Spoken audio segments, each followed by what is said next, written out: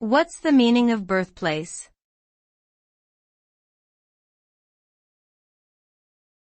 Birthplace.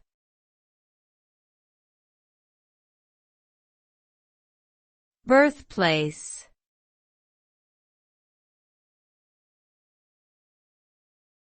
Birthplace.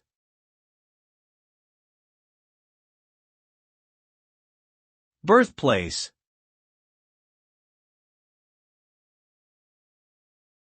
The word birthplace refers to the location where a person was born.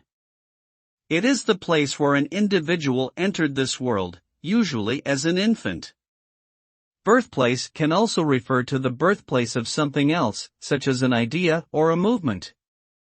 For example, the birthplace of democracy is Athens, Greece.